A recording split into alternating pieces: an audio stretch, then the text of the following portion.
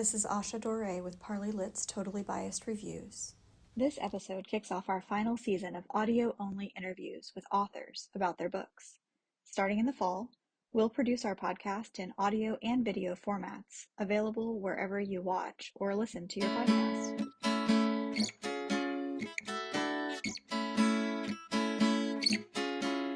I'm Shannon Luders-Manuel, and I'm a memoirist and essayist, and I have articles and essays published in the New York Times, the LA Times, the Los Angeles Review of Books, and others.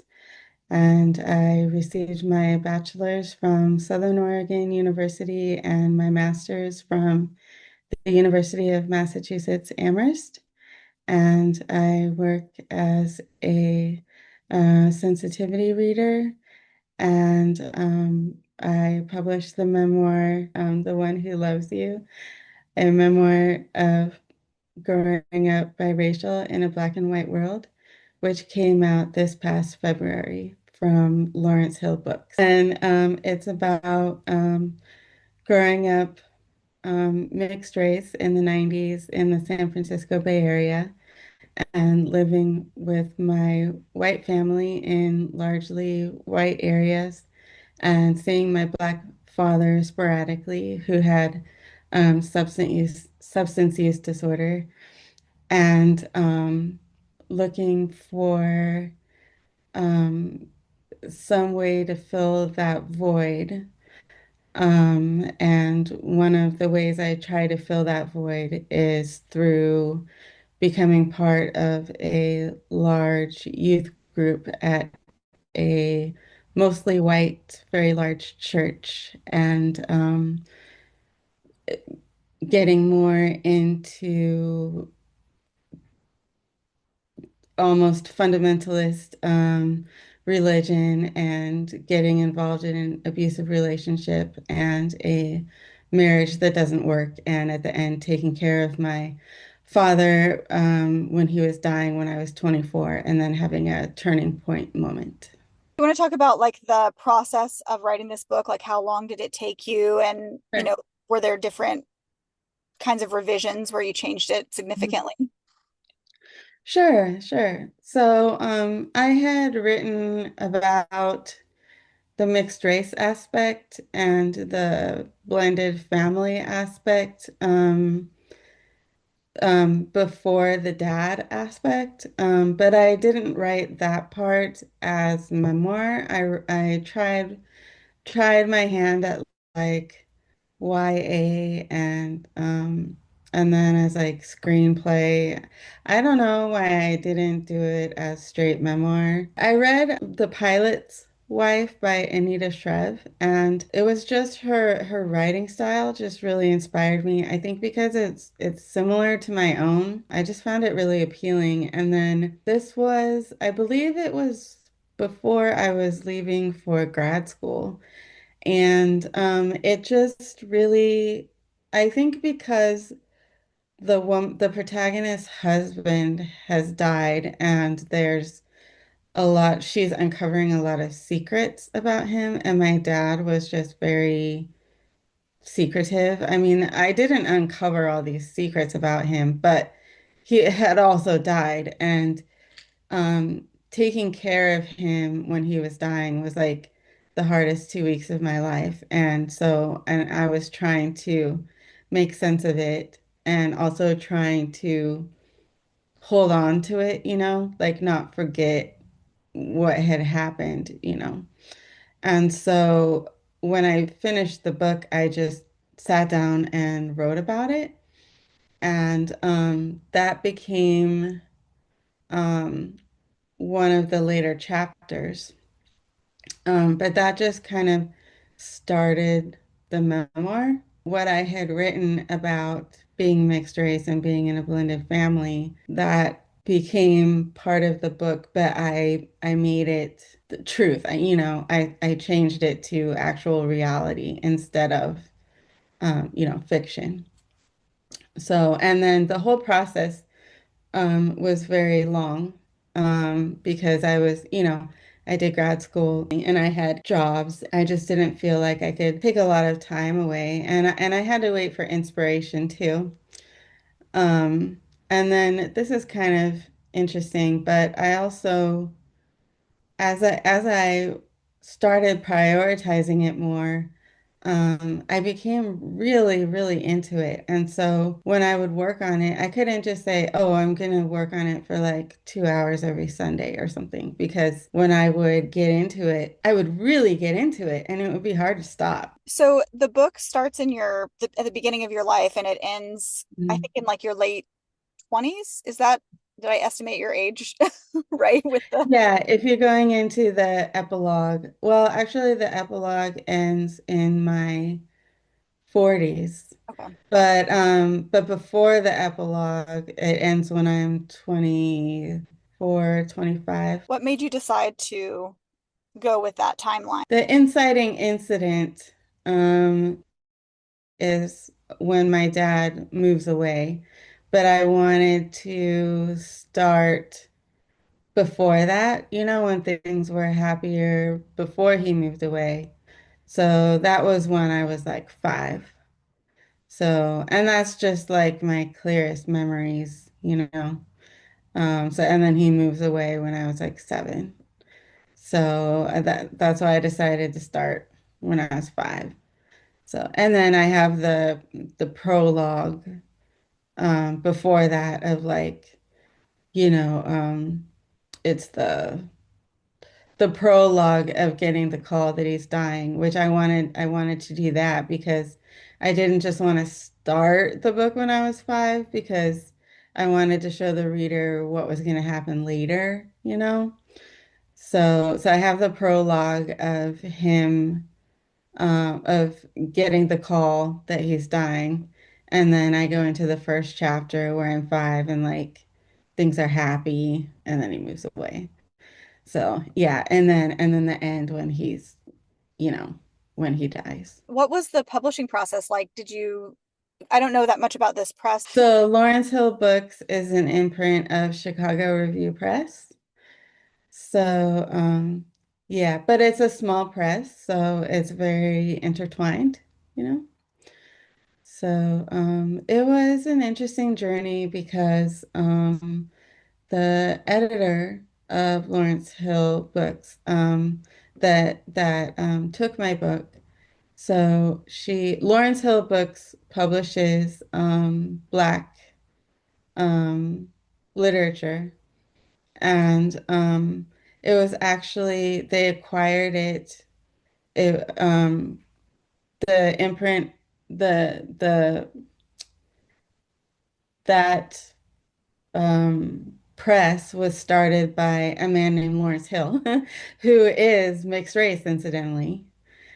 And so anyway,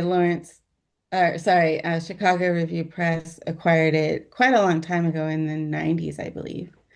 But anyway, the editor that acquired my book was let go before we got started on the book. And it was during a time when everyone was being let go, like in um, um, a lot of book publishers were letting people go. So it was like almost half of Chicago Review Press's staff was let go. So, and she was one of them.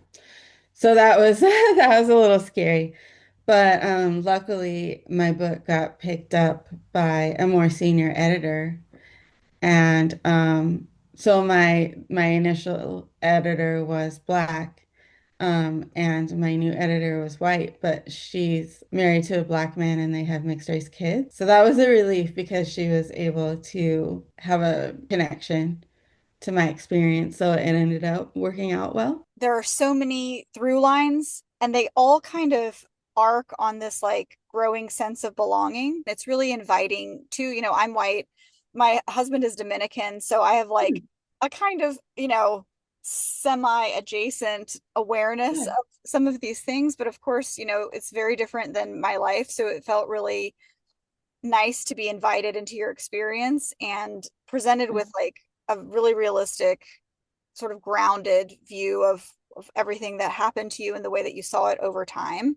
How has the reception been since February? Because it's been out for a while. Like, what kind of feedback have you gotten? One of the interesting pieces of feedback that I've gotten is that so I use some of my dad's letters in the book, and I've gotten feedback from other um, women my age who had semi-absent fathers who wrote them letters that the language is really similar, which I wouldn't have expected, and similar in the sense of like they're trying to assert that like I was a very important part of your upbringing, you know? And like that is like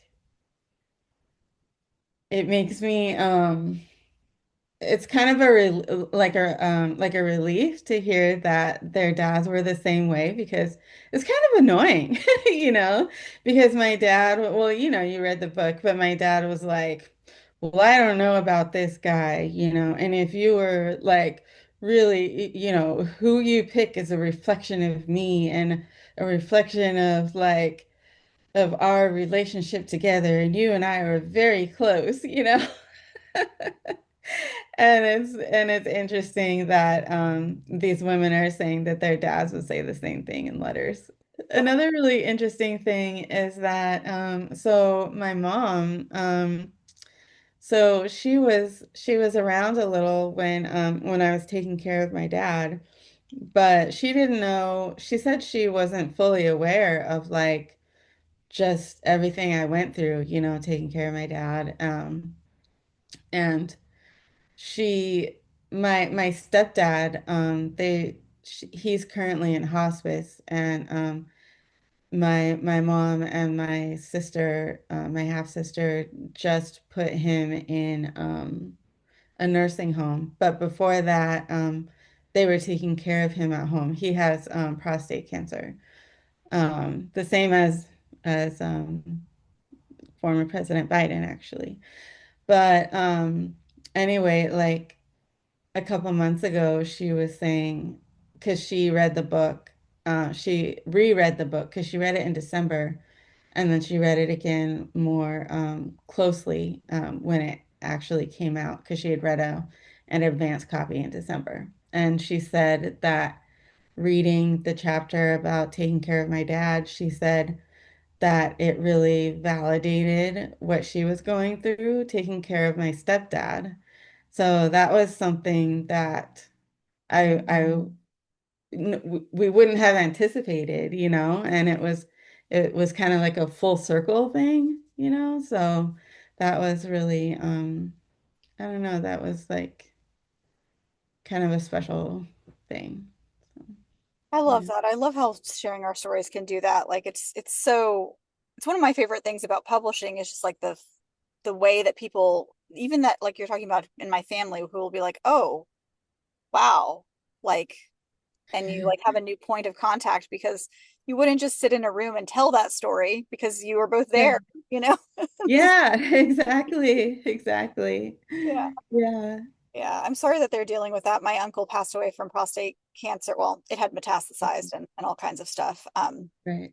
But a couple of years ago, and my Mm. cousin went through that, and it's she used to work in hospice, and it just seems like it's such a huge part of life that we very rarely get a window into. I was really glad to read what you wrote and shared because I feel like it's just so necessary and rare. It's so rare to see it, you know, or read about it.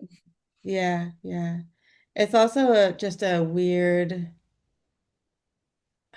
the timing is really weird because as you know, like I was really honest about my experiences with my stepdad and how he treated me, you know, and it's been challenging for me to have the book come out as he's dying. What I said was true, but I wouldn't have expected that all that truth would like come out in such a public way, like as the family is mourning, you know? So that's been difficult. It's so complicated because, I think we often have these conversations in like craft and like writing groups where it's like, when is it a good time to share the story? And we're always trying to find the right time. It's such like a hard thing. I'm sorry that you're dealing Yeah. with that. But also I'm glad that you told your story too. The stepdad kind of hostility and stuff. I mean, maybe that's not the right word, but like the things Mhm. that he did that you shared in the book, I think are things that we also don't talk about that much, and just like how alienated Mhm. we feel as children when we have a step parent who's very uninviting or violent or anything like that. You move to a lot of different geographic locations and you talk about like the different kinds of segregation or integration that, are, in different neighborhoods and different states. So Santa Cruz, like I loved Santa Cruz, and Santa Cruz feels like home to me, even though it is very white, you know. And and then, I moved to these different areas. Portland is very diverse. But but in Portland, I was going to this very white Bible college, and so I wasn't part of the diversity because I was on this very white campus, you know. Um, so so I still didn't feel like I fit in there. Um, and yeah, at the conference center in the at the Christian Conference Center in the Santa Cruz Mountains. That was very white. I mean, there are many parts of LA where I wouldn't feel like I belonged, but where I happened to move to was kind of a mecca because it was extremely diverse. I actually, so I'll continue that thought first before I move on. But so I lived in Hollywood. Um, in this extremely diverse area where there were just tons of races and it was an extreme melting pot and I didn't stand out at all. And not only was it just diverse with Americans, but it was also full of tourists from everywhere. And yeah, it was like in my building. Okay, so like on my floor, there was a white person, me, a black person, a Jewish person, an Asian person. You know, there was a white woman with a mixed race daughter. It was great. I actually not many people know this, but I just moved back to um, Washington State, where I have lived a couple times before. So now I'm back in not as diverse an area. Um, but I have friends here and family here. So it feels good to be back. In LA, I felt a little bit like, oh, maybe I'm in like this post-racial world, or maybe I've like race didn't feel as big of a topic to me, and I thought maybe I've just like grown up, and I'm like secure in my skin, and I just don't feel alienated anymore. But then I went back to Santa Cruz for something like 2 years ago, and I was walking around, and I was just full of white people, and I was like, no, it's not so much that I'm older. It's just where I lived. I was just in this area where I just totally fit in, because when I went back to Santa Cruz, it was just those feelings came back. And maybe it was partly because I was in this specific place where I had felt different, even though I was in this city that I loved, that was home, that, in my bones just felt like a part of me, but I also felt so different.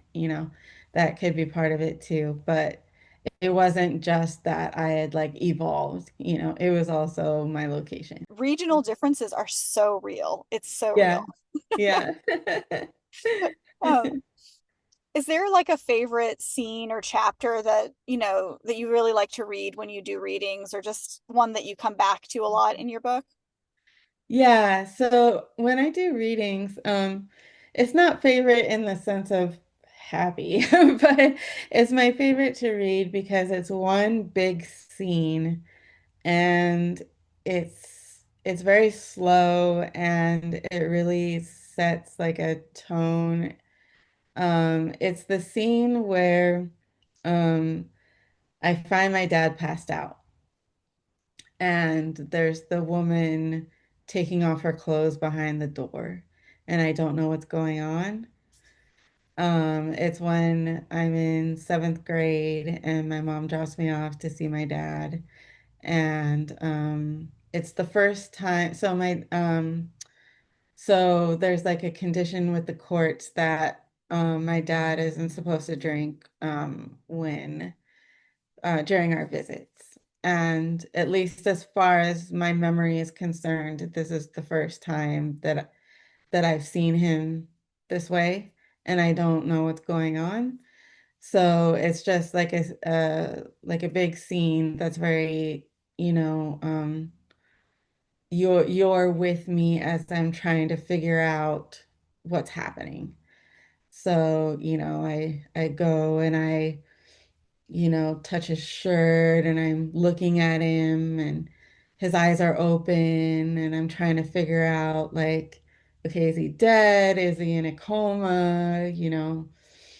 What's happening? And then there's the woman and I'm I know that something's off with this woman. Why is she taking her clothes off? And then I call my mom and there's like the